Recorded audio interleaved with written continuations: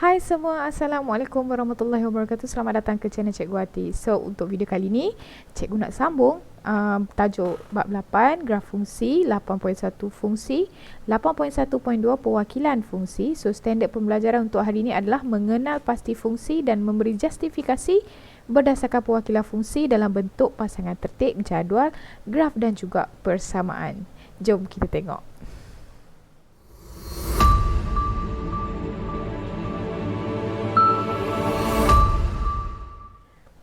Okey, kita sambung dengan 8.1.2 perwakilan fungsi. Sebelum ni kita dah buat 8.1.1, boleh tengok link di atas. Okey, kita dah tengok definisi fungsi, jenis-jenis hubungan dan juga jenis-jenis fungsi.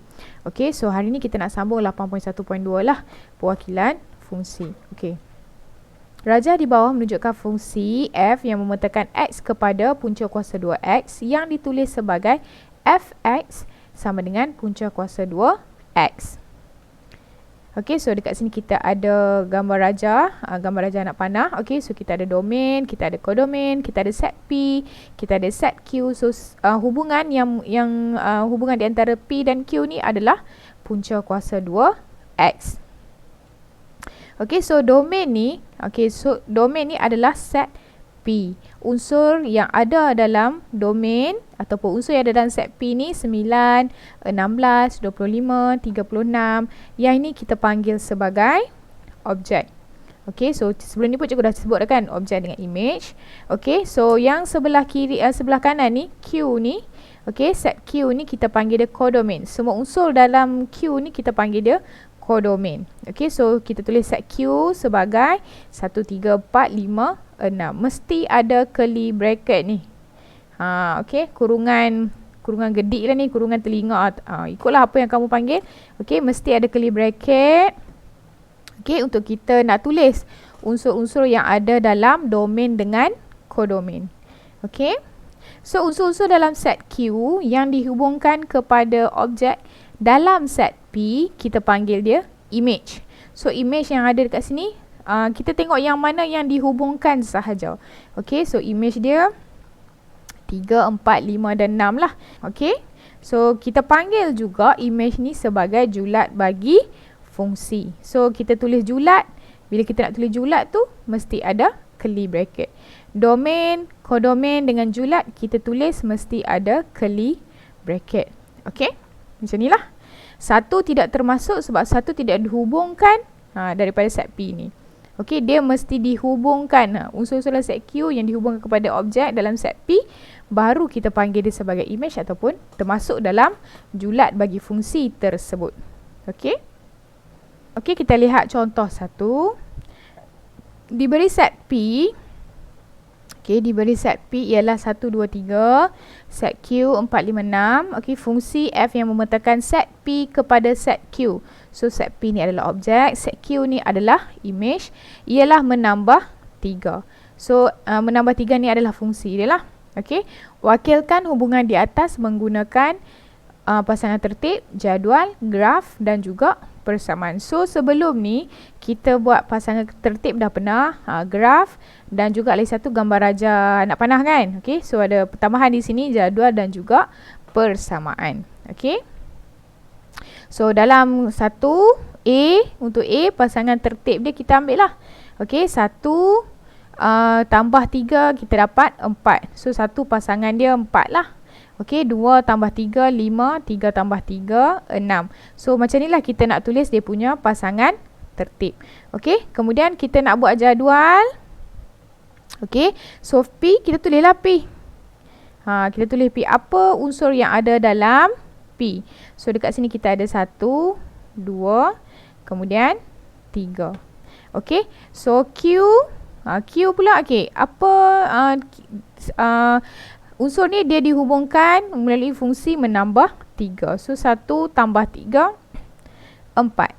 2 tambah 3, 5. Daripada set Q lah. 3 tambah 3, 6. So siaplah kita punya jadual. Untuk graf, okey, so untuk graf X ni akan mewakili objek. Macam sebelum ni kan. Y ni akan mewakili image lah. Okey. So objek ni adalah set P. image ni adalah set Q. So nampak tak kita dah buat ni tadi, daripada kamu nak tengok daripada sini pun boleh, kamu nak tengok daripada jadual pun boleh. Okey, kalau 1 kita plotkan dia 1 3. Okey, kalau 2 5.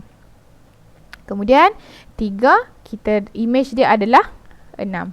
Okey, itu cara kita menggunakan, kita wakilkan hubungan tersebut menggunakan graf. Okey, bukan pakai graf paper. Ni pakai buku kamu pun boleh. Okey. Dia tak semestinya menggunakan graf paper lah untuk soalan yang ni. Untuk sampai sini dulu. Belum lagi lukis graf. Okey, di persamaan. Okey, macam mana kita nak buat persamaan ini? Okey, kamu tengok yang pertama, yang sebelah sini 4 5 6 ni adalah dia punya image dia. Okey, dia punya image dia. Okey, 1 adalah objek. Okey, kemudian ini adalah fungsi dia. Okey, maksudnya yang ini daripada y ni maksudnya apa? Daripada image dia. Okey, daripada Q lah. 4. Kemudian yang ini X ni daripada P. Okey, 4 sama dengan, cuba tulis bawah balik lah. Okey, kita ambil 4 tambah 4 sama dengan, okey, 1. Dia mula dengan apa? 1. Sini 1 kan ni. 1. Okey, 1 fungsi dia apa? Fungsi dia tambah 3. Kemudian kita ambil image yang kedua 5. Objek dia kita ada dekat sini. Objek dia 2. Okey, fungsi dia tambah 3. Kemudian kita ada 6 sama dengan, kita ambil dia punya objek dia tambah dengan fungsi dia. Okey, jadi daripada sini image ni kita gantikan dengan y. Okey, sama dengan, kemudian 1 2 3 ni objek ni kita gantikan dengan x. Sebab tu dia pakai dalam graf x dengan y ni. Okey. Kemudian yang berulang, nampak tak 3 ni tambah 3 ni, fungsi dia berulang. So yang berulang ataupun fungsi dia kita salin. Okey, tambah 3. Okey, so jadi dia punya fungsi dia y sama dengan x tambah 3, atau kita tulis fx lah. Fx, fungsi kepada x tadi adalah x tambah 3. Boleh? Okey, kita tengok, jom cuba 8.1 nombor 5. Okey, diberi set S ialah 10, 12, 18, 20. Kemudian kita ada set R 2, 4, 10, 12. Hubungan dari set S ke set R ialah tolak 8. So tolak 8 ni adalah fungsi dia lah. Wakilkan fungsi tersebut menggunakan pasangan tertib, jadual, graf dan juga persamaan. Okay, kita buat A pasangan tertib. So kita buat curly bracket. Okey, so yang pertama, objek yang pertama 10 tolak 8, kita dapat 2. So pasangan dia 10 2 lah. Kemudian 12 tolak 8, kita dapat 4. Pasangan yang kedua. Kemudian 18 tolak 8, kita dapat 10. Pasangan yang ketiga. Kemudian pasangan yang keempat 20 tolak 12, kita dapat 20 tolak 12, 20 tolak dengan 8, kita dapat 12. Pasangan yang keempat. Okey, so setiap pasangan tu kita letak kurungan, kemudian kita letak koma dan mesti ada curly bracket. Okey, untuk B, jadual B, ni senang je, kita salin saja sebab pasangan dia pun dah mengikut turutan kan. So kita salin 10, 12, 18, 20. Kemudian dia punya R 2, 4, 10, 12. Okey? Okey, untuk C kita buat graf. Okey. Kalau macam dalam buku teks pun dia bagi yang ada nombor je kan. So kita buat gitulah. So 10, 12, 18, 20. Okey. So ini X, kemudian Y kita ada 2, 4, 10, 12. Okey. So 10 2, 10 pasangan dia 2. Kita tandalah 12 pasangan dia 4, 18 pasangan dia 10. Okey, 20 pasangan dia 12. Okey, so siap untuk graf. Ini bukan kita lukis graf lagi, kita hanya mewakilkan fungsi ni menggunakan graf lakaran sahaja. Okey, so untuk kita nak buat dia punya persamaan. Okey, so persamaan kita mulakan daripada image. Okey, so 2 sama dengan kita ambil objek 10 tolak 8. Okey, 10 tolak 8 dapat 2 kan? Okey, kemudian 4 sama dengan berapa? 12 tolak 8. Kemudian 10 sama dengan 18 tolak 8. Kemudian 12 sama dengan 20 tolak 8. Okey. So daripada sini, yang ini adalah Y. Sama dengan, okey, yang ini adalah X. Yang ini adalah dia punya fungsi. Dia tak berubah. So kita salin. Okey, yang berubah tu kita gantikan dengan Y dan X. Okey, so ini jawapan dia, atau kita juga boleh tulis Fx, fungsi X sama dengan X tolak 8. Okey, siap.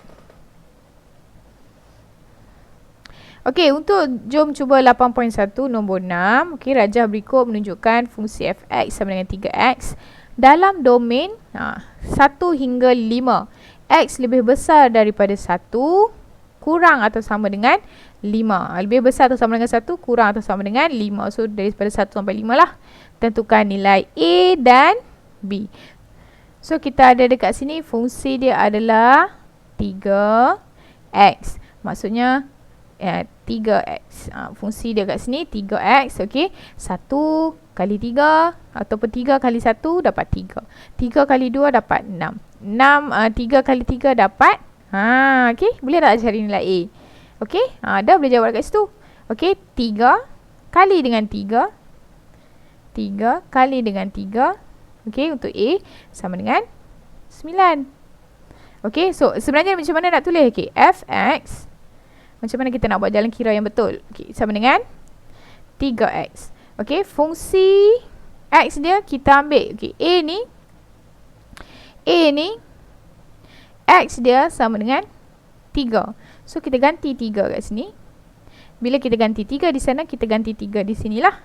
So bila Fx dia 3, fungsi dia sama dengan 9. Okey. Kalau F dia, okey, B ni F dia, X dia 5. So kita ambil lah 3 ganti dengan 5, kita dapat 15. Nampak tak? Kalau sini X, dan ni pun X. Kalau sini 3, dekat sini pun 3 lah. Kalau sini 5, ini pun 5. Okey, so kita dapatlah A sama dengan 9, B sama dengan 15. Okey, ataupun kamu boleh buat macam ni je lah. A sama dengan 3 kali 3, 9. B ni pula sama dengan 5, 3 kali 5. Betul. 3 kali 5. Okey, B sama dengan, kenapa kita tulis 3 dulu? Sebab dia 3x. Okey, tapi sebenarnya sama je nilai dia kan. Okey, 3 kali 5 dapat 15. Dua-dua pun boleh. Okey, itu cara kita nak cari A dan B.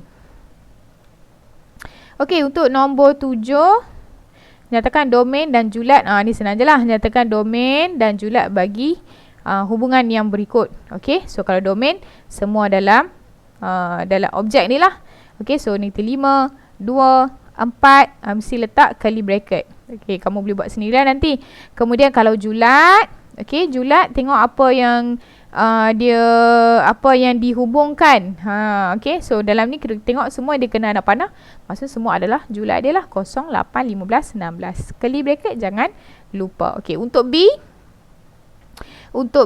okey, domain dia adalah objek. Okey, objek tu adalah domain.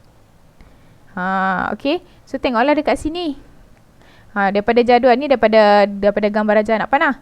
Okey, kalau daripada jadual kita ada apa? Kita ada negatif 4, kita ada sifar, kita ada 1 dengan 4. Okey, kemudian kalau image dia, julat dia, kita ada apa? Kita ada 4, lepas tu kita ada 2, kita ada apa lagi? Negatif 3 dan juga negatif 5. Okey, so dekat sini julat dia ada semua ni lah. 4, 2, negatif 3 dan 5. So domain, kita tulis, cikgu tulis kat sini. Okey, domain dia, kita ada berapa tadi? Negatif 4, sifar, 1, tengok pada X dan 4. Kemudian kita ada, okey sorry, sini bukan, ni kena curly bracket. Okey. Kemudian julat dia, kita ada apa? Negatif 3, negatif 5, 2 dan 4. Okey, itu domain dan juga julat. Alright. Okey, sampai di sini saja untuk video kali ini. Kita buat justifikasi berdasarkan perwakilan fungsi dalam bentuk pasangan tertib, jadual, graf dan juga persamaan. Kita tentukan juga julat dan juga domain. Okey, cikgu harap kamu faham lah. Okey, sehingga kita berjumpa lagi dalam video akan datang. Bye. Hai, sebelum close video jangan lupa like, share, komen dan subscribe channel Cikgu Ati. Jangan lupa tekan loceng untuk video-video yang akan datang. Sehingga kita berjumpa lagi. Assalamualaikum. Bye.